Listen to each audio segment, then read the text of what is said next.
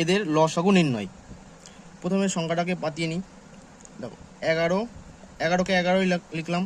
এবার এর সাথে কি আছে, এ স্কোয়ার বি সি স্কোয়ার। দ্বিতীয়টা কত আছে, আচ্ছা 33কে আমরা কি লিখতে পারি, 11 গুণ 3।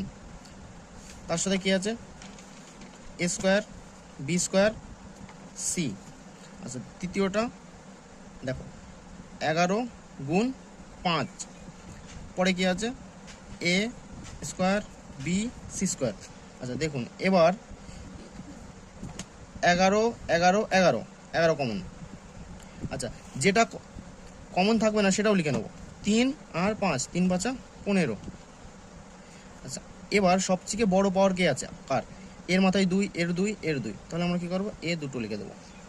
বির কয়টা, দুটো, দেখো বির দুটো, বি দুটো লিখে দেবো। সি দুটো। শেষ পর্যন্ত 11 গুণ 15, 11 গুণ 15 গুণ A square B square C square. আচ্ছা 11 গুণ 15 কত হয়, 5 11 55, আর 5 6 165 A square B square C square.